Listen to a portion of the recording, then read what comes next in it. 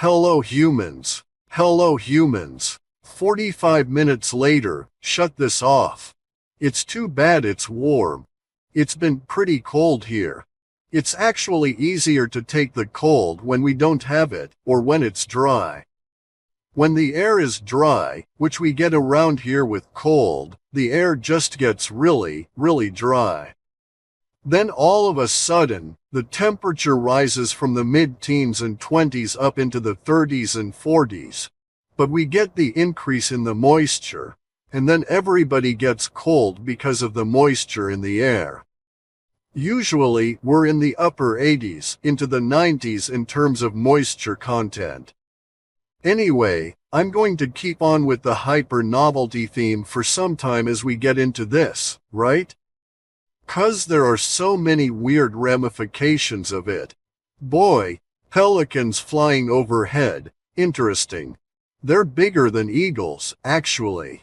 Anyway, so as part of hyper-novelty, we come unhinged. We become these, you know. There could be a lot of untethered heathers running around, freaking out, that kind of thing.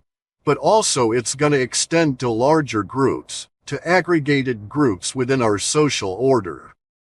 So, I expect as part of hyper-novelty to see the emergence of corporations that are near to nation-states or more powerful than nation-states. Let us hypothesize that indeed it is factual that Lockheed Martin has an alien reproduction vehicle assembly line that is producing TikTok UFO kind of things. Or UFOs we're gonna call UFOs. It's producing these. They're human-made and they're being used by Lockheed Martin, but they're simply not being given to the government. You know, the government isn't being told shit.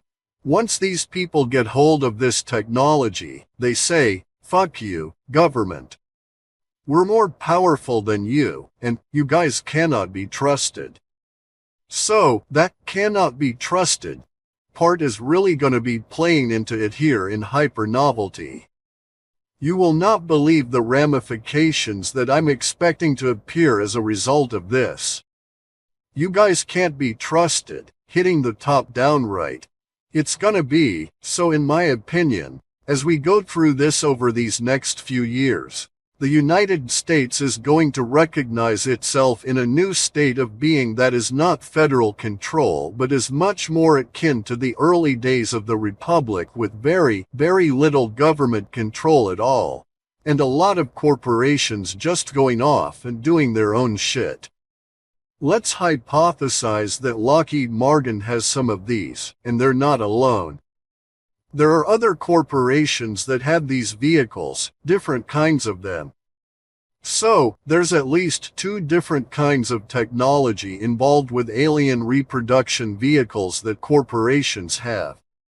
Then we have to ask ourselves, is it okay? So, if you were a corporation and you had UFOs, would it be in your interest to go in, like, colonize or explore as a corporation? Fuck the government, no government involved. So, it would be Lockheed Martin's lunar base, right? That kind of thing, and or Raytheon, right? These kind of things, right? I actually happen to have a relationship way in the past with Raytheon, and a couple of different levels, as did my father because he was testing Raytheon gear in Vietnam for the Department of Defense as part of his being the military governor of the Highlands in the Vietnam War for the Americans, right?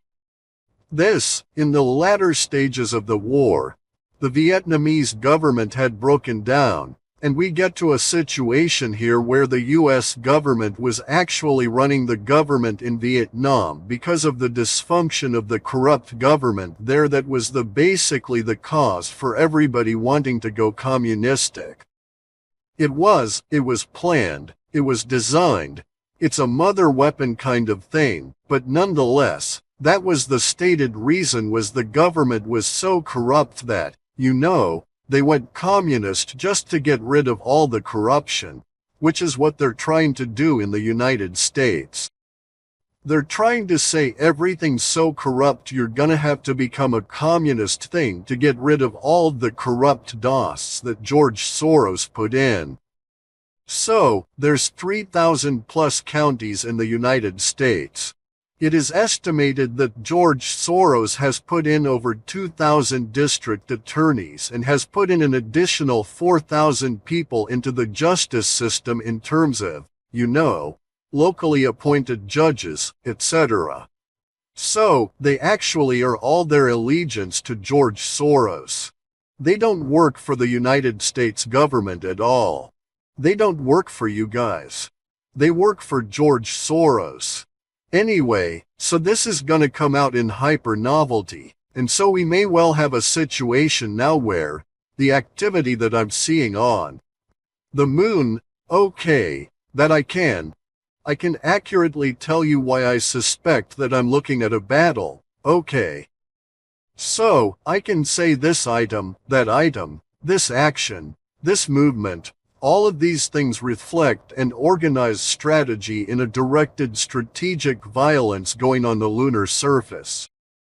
So, it's not a war because wars are settled by banksters and through negotiation from one bank to another, and they have accomplished their goals of putting in what population they want, where they want, so it's not that kind of a thing, right?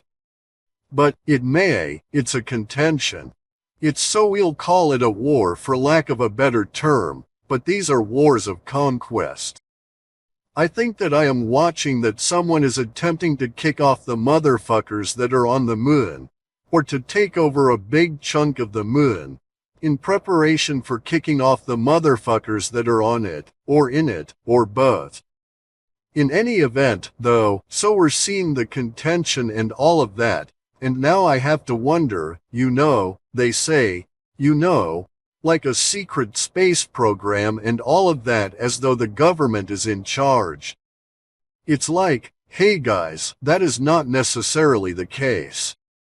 You may have Area 51 and S4 and all of that. These guys may have their secret space program and that kind of shit, but hey, people, the corporations are off on their own.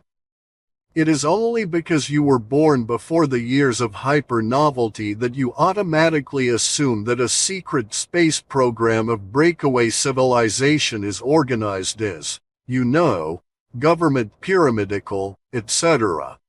It may well simply be corporate divisions.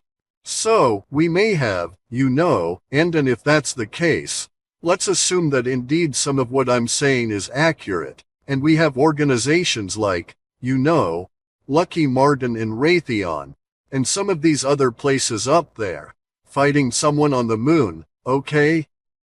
Fighting something on the moon. They're doing it for their own purposes, the corporations are, and for their own goals. But they may also be contending with each other. Just because Lockheed Martin kicks the people off the moon doesn't mean they're gonna welcome Raytheon in their new territory. It's gonna be a very much more complex world, guys. It's not going to be easily delineated and structured in a pyramidical fashion. That's all going away. I put it on 2 times speed because I just don't have that much time, and I whipped right through it. But you really should do that. You should go and watch it. Anyway, so, we're gonna have the situation where even in this, probably especially in the world, for those people that have this hidden authority bias, all of Carrie Cassidy's, 100% of her 18 years, or whatever it is, 20 years, 21 years, whatever the hell, but 100% of all of her work is simply throwing authority onto people and accepting whatever bullshit that they put out, and then she regurgitates it. That is her modus operandi. That's what's actually happening, in her videos, year after year after year, So, she won't have the luxury of being able to regurgitate stuff relative to, a supposed backstop of authority as we move into hyper-novelty. And it's gonna really, really impact her because people just, set up and say, no, your Mark Richards is not a captain. He's not in the space program. His dad was not in the space program. He's lying to you because you got nothing better to do, and he's just sitting in prison. So, he makes up all these interesting stories, and he gets a real thrill when he gets online and sees you say his name in these interviews and put authority on him. He gets a big rush out of it. It's all a psychological thing for him. I used to work corrections. I worked around these people. Terry probably could have worked corrections as I had and still would have this attitude that anybody saying this shit and claiming to be a whistleblower has an authority. There was one person in all of her interviews that actually was legit, talked to her. Every other person that she's ever talked to is full of shit, to some major degree. And so this is the situation we're at the moment, is that we're moving into hyper novelty, and she's gonna have to face that. The same way that Heather is gonna have to face that. She has no authority. She's got no underpinning, that none of the studies that she relies on, all of the journals that she relies on, have to be thrown away or examined to the minutia, in the particulars of that moment, to see if it was actually valid. You can't accept them as saying, they did a good study and wrote up this good report of this study here, XYZ right study, and therefore I will trust them on the QRS study. You can't do that because the authority doesn't transfer that way anymore, and so we don't have that world. That being the case, it's gonna be really tough on these people, both Carrie and, Heather, and they're both gonna be untethered. It's gonna be like I say, it's gonna be really rough on Carrie Cassidy because every single one of our whistleblowers is gonna be disputed, and then even then, there will be no government, there will be no authority that we will grant that authority to as we go forward. Now, obviously, this is a particular kind of an event, okay? It's not really an event, it's happening now, the hyper novelty. They're getting into the issues here, of what we're all gonna face, and, that's the way of our world here, as we go forward, is this, cracking open the coconut. See what's really in the damn thing, right? We want to know what's really in there, and so, hang on a second, I'll stop here. So, these next few months, as we get into the hyper novelty, more and more, could be really hard on lots of these people. I expect that we'll have some level of mental breakdowns that will be visible in videos and stuff, not just in the normies, getting stuck walking across the sidewalk, that kind of across the crosswalk, that kind of thing, right? It's going to be much more widespread and much deeper, and it'll really hit, like I said, it's really going to hit the woo people, so many of whom are like Carrie, have an inbuilt, bias favoring normalcy, normality, and authority. Anyway, so, I gotta go. I gotta pick up some more stuff here, and then 2 more quick stops, and I'm home to do work. So, anyway, I'll put these up in a while, but hypernology is gonna bite our ass, people. Talk to you later. That is an artifact of the thousands of years of abuse by the yellow team who had that structure, okay? And they imposed that structure on all of humanity, and humanity normally does not operate that way. Usually, humanity prefers to organize itself as collectives of tribes, and this was always the big problem for the royals in Scotland and so on, is that you had to argue with all the fucking tribes to get them to get out there and go to war with you, come and help you fight somebody, right? Which is the way it should be. You should not be able to give an order and you should have to really have to work your ass off to argue them into a position that they want to take that risk. I've got another stop coming up and I'm trying to chug down some vitamins here as I go along. Then a weird morning. Anyway, so we may have Lucky duking it out with Raytheon, also fighting the Yellow Heme, and also fighting the Ringmakers of Saturn for all I know. Anybody that tells you they know is so full of shit that you need to just ignore them, right? This is like Carrie Cassidy or Gene Decode talking about AI. Alright, that as soon as Gene Decode starts talking about AI, he's off in fantasy land. This guy has no technical grasp. I doubt he was a technician in the Navy. I actually doubt that he served, to be honest. His language doesn't reflect that.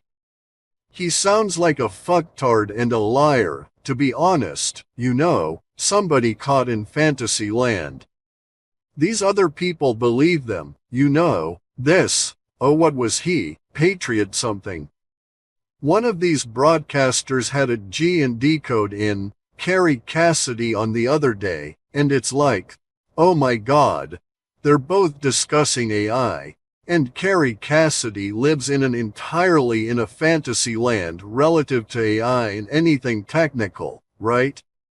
She just assumes that if she's seen it in the movies, that's valid because the movies are predictive programming and they wouldn't tell you about it unless they actually could do it. So it's like, okay, this is not an adult way to go through life. And so her interview the other day with Jay Widener, which is really good interview from the perspective of hearing Jay Widener talk about this. But in there you see her exact mental situation because she cannot believe that Jay Widener came to this conclusion on his own and she assumes that he must have been told by some whistleblower or someone with authority. So see there is what you're going to run into. Carrie Cassidy is a prime example. She's like the woo version of our untethered Heather, a Hein Brett Weinstein's wife. Carrie Cassidy loves authority, loves it, just loves it, loves it, loves it. She can't live without that authority, and hyper novelty is just gonna kick her in the ass because first off, I don't believe any of her whistleblowers, right? I do not accept. She gives these whistleblowers authority. Human life is cheap to the people at the top here, but anyway, so Carrie Cassidy is super enamored of authority. She has the authority of whistleblowers for everything she says, and so does she can say all this horse shit.